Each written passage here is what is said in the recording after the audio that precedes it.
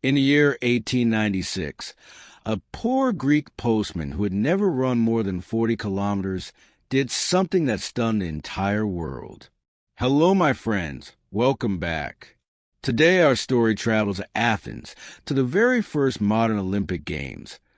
The day a 1,500-year-old dream came back to life. Close your eyes and imagine it. There are no gold medals, only silver. The crowds are not sitting in fancy seats. They are sitting on the grass. And one tired runner is about to carry the hopes of an entire nation on his shoulders. This is not just a history lesson. By the end, you'll understand how one man's crazy idea grew into the biggest event on Earth, watched by 5 billion people. So stay with me, and if you love learning English through stories, please subscribe to Epic Story English, because this story is only beginning. Our story begins with a man that history almost forgot. His name was Pierre de Coubertin. He was born in France in the year 1863, into a rich and noble family. He was small, he was quiet, and for most of his life, people did not take him seriously. But inside the small man lived a very big dream. To understand his dream, we must travel back in time, far, far back. More than 2,000 years ago, in ancient Greece, there was a special festival. Every 4 years, people from all over Greece stopped fighting. They put down their weapons, and they came together in a small place called Olympia. There, the strongest men ran, jumped, and threw. They competed not for money, but for honor. The winners received only a simple crown of olive leaves. These were the ancient Olympic Games. For almost 1,200 years, the Games continued, but then everything changed. A Roman emperor decided that the Games were not holy. In the year 393, he banned them. The great festival stopped. The stadiums fell silent. Grass grew over the old tracks.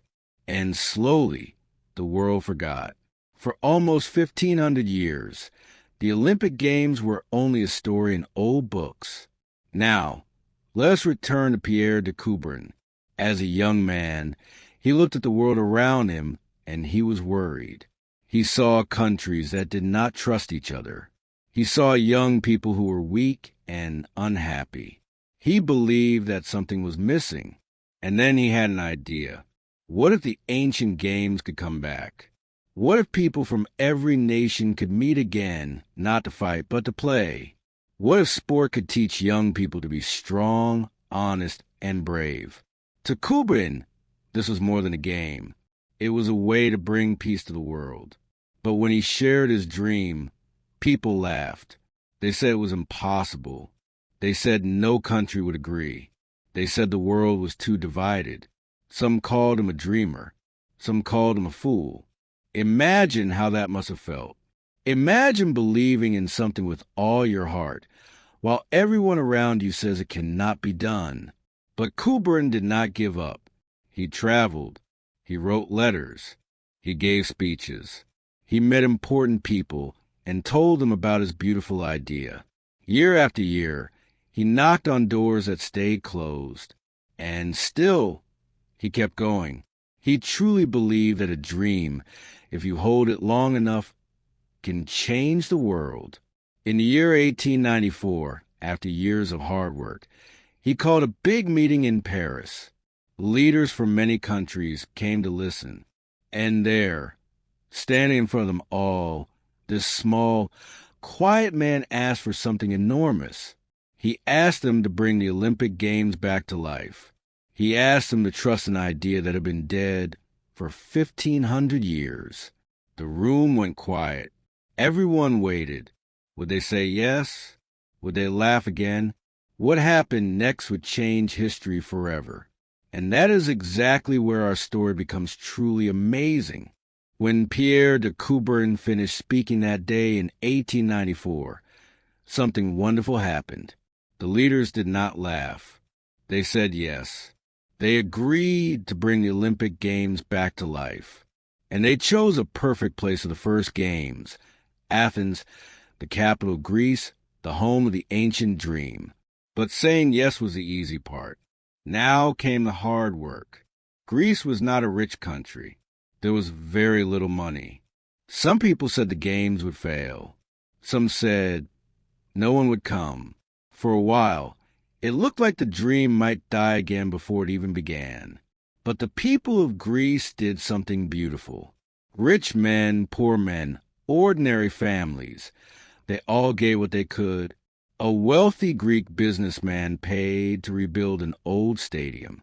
Workers used white marble to build it, just like in ancient times. Slowly, a giant stadium rose from the ground. It could hold tens of thousands of people.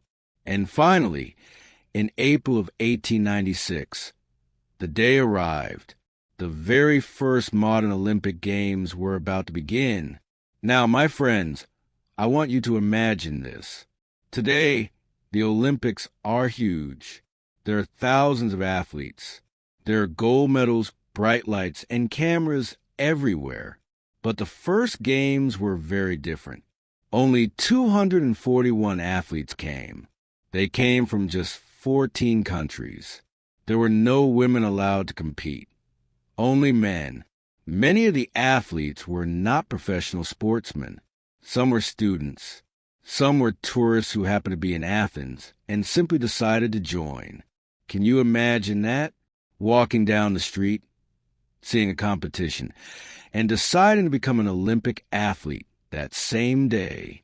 And here is something that surprises many people. At the first modern Olympics, there were no gold medals. That's right, no gold. The winner of each event received a silver medal and a crown of olive branches, just like the ancient Greeks. The person who finished second received a bronze medal, and the winners were simply happy to be part of history. The stadium was full of energy, but it was not fancy. Many people in the crowd did not sit in special seats. They sat on the grass on the hills around the stadium. Families brought food. Children ran and played. It felt less like a modern competition and more like a giant, joyful festival. The air was full of hope. After 1,500 years of silence, the Olympic spirit was alive again, and Pierre de Coubertin stood there, watching his impossible dream come true with his own eyes. Think about that for a moment. Everyone had told him it could not be done, and yet here it was, real and alive, right in front of him. By the way, I would love to hear from you. If you were there in Athens in 1896, which event would you want to watch? Tell me in the comments below. I read every one. Now, the games had many exciting moments. There was running, jumping, swimming, and wrestling. But there was one event that everyone was waiting for. One race that would capture the heart of the whole nation. A race named after an ancient Greek legend. And the hero of that race would be the last person anyone expected. His story is coming next. And trust me, you do not want to miss it. Now let me tell you about the race that everyone remembers. It was called the marathon. But why that name?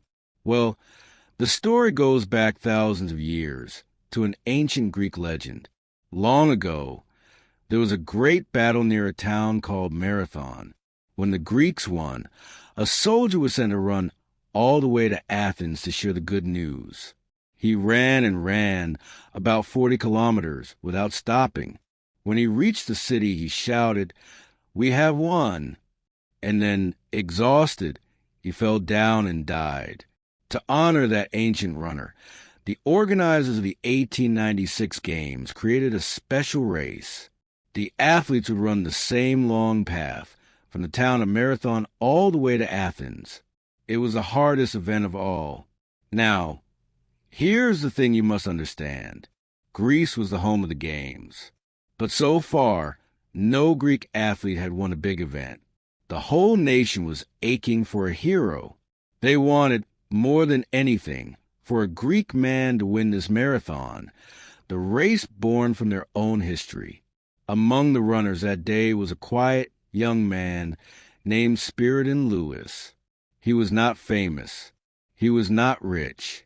He was a simple man from a small village near Athens. He carried water for a living. He had never trained as a professional. He had never run more than 40 kilometers in his life. He was, in every way, an ordinary man.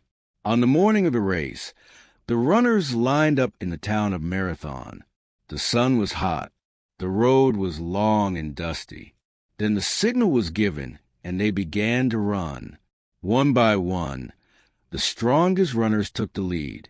But one by one, the long road began to break them. The heat was cruel. The distance was enormous. Some runners stopped. Some fell, and slowly, quietly, Spyridon Louis moved forward. He did not run fast at the start. He ran with patience. He ran with heart. Kilometer after kilometer, he passed the runners who had grown tired. And soon, the impossible was happening. The simple water carrier was in the lead.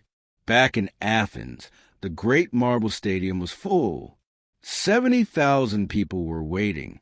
They did not know who was winning. The tension was unbearable. Then a message arrived. A Greek was in front. A Greek was coming, and his name was Spyridon Louis. The crowd could hardly breathe. Every eye turned to the stadium gate. And then he appeared, tired, dusty, and covered in sweat. Spyridon Louis ran into the stadium. The sound that followed was like thunder. 70,000 people rose to their feet. They screamed. They cried. They waved their hats in the air. It was said that 2 Greek princes were so overjoyed that they left their seats and ran beside him for the final steps. When he crossed the finish line, Greece exploded with joy. A poor water carrier had become the greatest hero in the country. Later, people say the king offered him a reward. He could ask for anything. But Spyridon Louis did not ask for gold or a palace. He asked only for a horse and a cart, so his work carrying water would be a little easier. He remained humble to the very end. And in that single moment, the world understood something powerful. The Olympics were not only for the rich or... So let us return to where we started and see just how far this dream has come. It is now the year 2026, exactly 130 years since that first small festival in Athens. And oh, how the world has changed. Remember the first games? Just 241 athletes from 14 countries, watched by a crowd sitting on the grass. Today, the Olympics are the biggest sporting event on the entire planet. More than 11,000 athletes now come together from more than 200 nations. And they are not watched by a few thousand people on a hillside. They are watched by around 5 billion people. 5 billion. That is more than half of everyone alive on Earth. Just think about that number for a moment. In fact, as I speak to you now, the Winter Olympic Games are taking place in Milan and Cortina, in the beautiful mountains of Italy. All around the world, families are gathering in front of their screens. People who speak different languages, who live in different countries, who have never met, all watching the same games, sharing the same excitement, cheering for the same dream. And it all began with one small, quiet man that everyone laughed at. Pierre de Coubertin never became rich or famous in his lifetime. But his idea, his impossible, crazy idea, became one of the most beautiful things humans have ever created. A place where the whole world stops fighting, even for a little while, and simply plays together. Now, my friends, I want you to think about something. The story of the Olympics is not really a story about sport. It is a story about dreams. It is a story about believing in something, even when everyone tells you it is impossible. Coubertin's dream took years. Spyridon Louis ran his race one slow, steady step at a time. Nothing great happened overnight. And this, I think, is a lesson for all of us. Because today, you are here learning English. And that, too, is a kind of Olympic journey. Maybe English feels hard sometimes. Maybe you feel slow, like a tired runner on a long, dusty road. But remember Spyridon Louis. He was not the fastest at the start. He simply did not stop. And step by step, word by word, he reached something wonderful. Every new English word you learn is one more step forward. Every story you listen to is a small victory. You do not need to be perfect. You just need to keep going. So do not give up on your dream, whatever it may be. Big things always start small. If this story inspired you today, please give this video a like. It truly helps our little channel grow. And if you want more stories like this one, please subscribe to Epic Story English so you never miss a journey. Before you go, I have one last question for you. What is one dream you are working on right now? Write it in the comments below. I would love to cheer for you. Thank you so much for spending this time with me today. Until next time, my friends, keep dreaming, keep listening, and keep enjoying your beautiful journey of learning English.